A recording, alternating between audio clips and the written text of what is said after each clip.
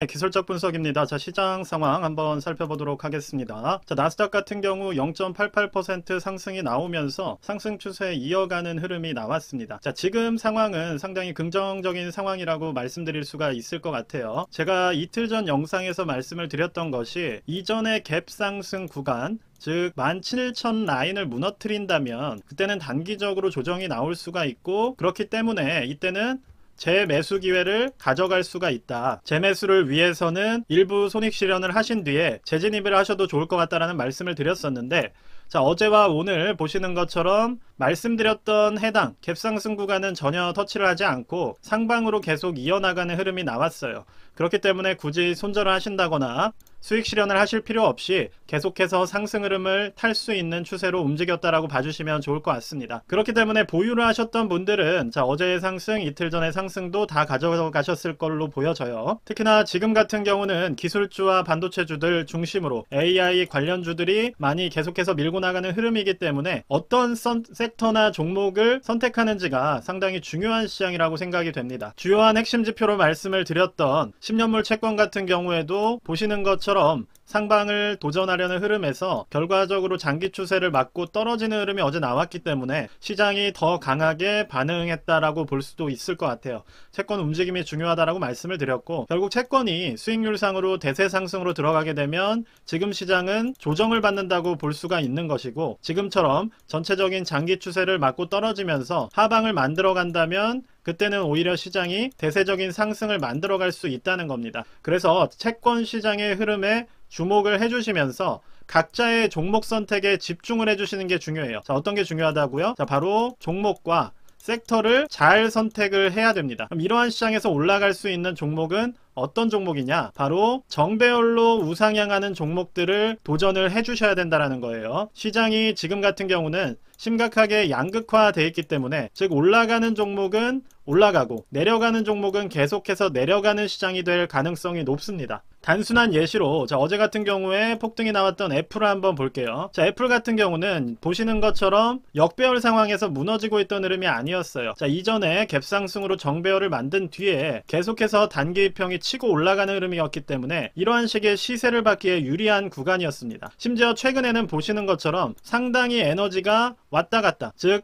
매도세를 흡수하는 모양이 나왔었고, 이러한 부분들이 흡수가 돼버리면서 그쵸, 보시는 것처럼 MACD 상으로도 몇 번이나 지표가 바뀔 만큼 매물대 흡수가 일어났다라는 거예요. 그럼 이 결과에서 상방으로 방향을 정했던 것이고, 이러한 흐름이 시장에 반영되었다고 보시면 될 것 같습니다. 주봉 기준으로 보시더라도 계속해서 역배열 흐름, 잡혔던 좋지 않은 흐름을 올해 초부터 정배열로 바꿔주면서 최근에 매물대를 흡수하고 재상승하는 그러한 움직임으로 움직였기 때문에 이번에 상승 같은 펌핑을 받을 만한 조건이 완성이 돼 있었다라는 거예요. 자, 반면에 테슬라 같은 경우는 지금 시장 하에서 역배열 흐름을 유지하고 있습니다. 상방 매물대가 여전히 존재하고 있는 상황이기 때문에 중요한 위치라는 생각이 들어요. 여러분들께서도 조금 주목을 해주셔야 되는 부분은, 저 같은 경우는 $170가 상당히 중요하다라고 말씀을 드렸습니다. 오늘은 꼭 상승이 나와줬으면 하는 게 제 개인적인 바람이고, 지금 단기적으로 주봉상 단기평도 하방 돌파가 나온 상황이에요. 이 상황에서 만약 오늘도 하락이 나와버린다면 하방으로 확인을 하러 갈 가능성이 높고, 자, 일간 추세로 보더라도 단기평이 뚫려버렸고 하방의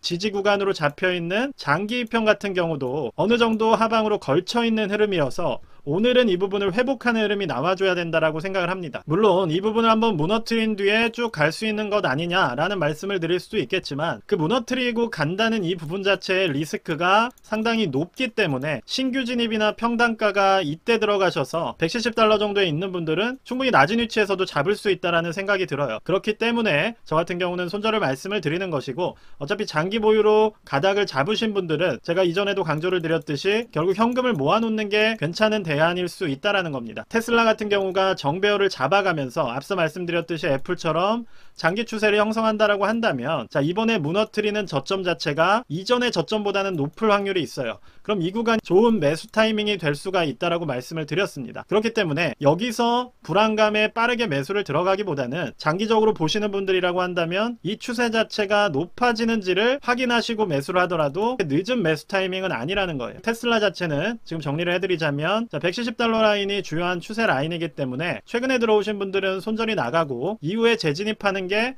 리스크 측면에서 훨씬 안전할 수 있다는 말씀을 드리는 것이고, 애초에 내가 투자하는 시계열 자체를 1년, 뭐 예를 들어 10년 이렇게 길게 보시는 분들이라고 한다면 그때는 섣부르게 매수를 하기보다는 오히려 현금을 모아 가시면서 제 매수 타이밍을 잡아주시는 게 훨씬 더 유리하다라는 말씀을 드리는 겁니다. 그럼 이런 시장에서는 우리가 어떤 방향으로 투자를 해야 되느냐? 결과적으로 정배열로 치고 올라가는 종목들에 관심을 가져야 돼요. 지금 반도체 섹터 같은 경우도 결과적으로 추천드린 이후에 계속해서 이번 이틀 전에 찍은 영상에서도 말씀을 드렸던 갭상승 구간을 무너뜨리질 않았기 때문에 실제 수익률 자체를 20% 넘게 또다시 가져가고 있다는 겁니다. 결국 홀딩 전략으로 갈 수 있는 상황이 된 것이고, 계속해서 보유를 해주신다면 추가적인 상승도 기대를 할 수가 있는 그러한 구간이라고 보여져요. 정배열만 잡혀있다라고 한다면, 자, 주봉으로 보더라도 아직 단기적인 이평 추세도 무너진 것이 아니기 때문에 여전히 밀고 올라갈 수 있는, 보유할 수 있는 그러한 구간이라고 생각이 됩니다. 반면에 TMF 같은 경우는 보시는 것처럼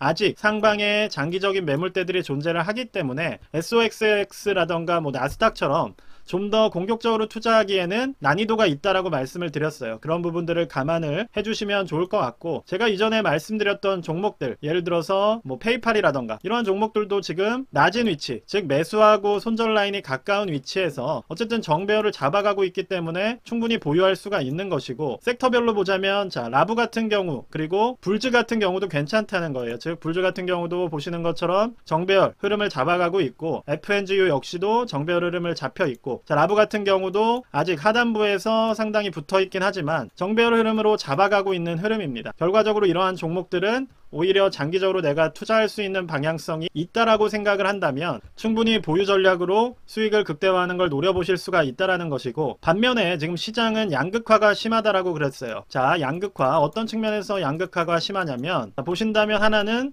자, 소형주 그리고 대형주입니다. 지금 소형 섹터는 거의 움직이지를 않고 있고, 자, 대형주는 상당히 강하게 움직이고 있어요. 그리고 섹터별 양극화가 심합니다. 뭔가 AI와 관련돼서 미래 산업적인 측면이 좀 더 올라가고 있는 상황이고, 자, 고전적인 부분들은 조금 주춤하고 있는 상황이에요. 그러면 우리가 어떤 식의 투자를 하는 것이 좋은 것이냐? 자, 대형주와 미래지향적인 산업들 중에서 어느 정도 상방 우상향을 잡아가고 있는 종목들로 선택을 해주시면 되는 것이고, 이 방향성에 있어서도 두 가지가 있겠죠.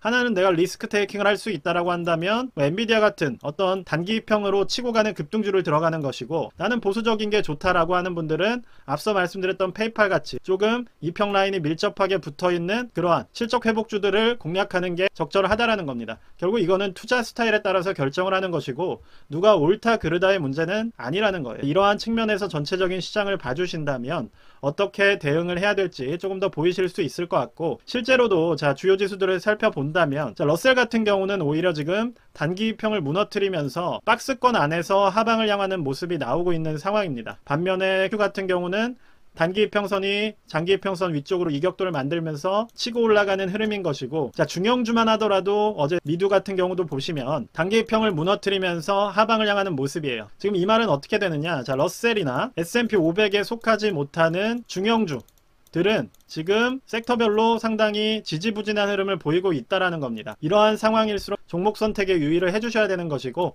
자, 대형주나 기술주 중심으로 상승이 나오고 있기 때문에 이틀 전에 말씀드렸듯이 어떠한 리스크가 생기는 구간에서는 내가 출구 전략, 즉 수익 실현 구간을 미리 설정을 해두시고, 그게 아니라 그 부분을 지키면서 올라간다면 홀딩 전략으로 수익을 극대화하는 이러한 단순한 보유 전략을 병행해 주신다면 지금 같은 시장에서도 괜찮은 투자 방향을 가져갈 수 있다라고 생각을 하면서, 자, 오늘은 전체적인 시장과 테슬라의 위치에 대해서, 대응 방향에 대해서도 말씀드리는 시간 가져보았습니다. 일단 오늘 영상 여기까지만 말씀드리도록 하겠습니다. 감사합니다.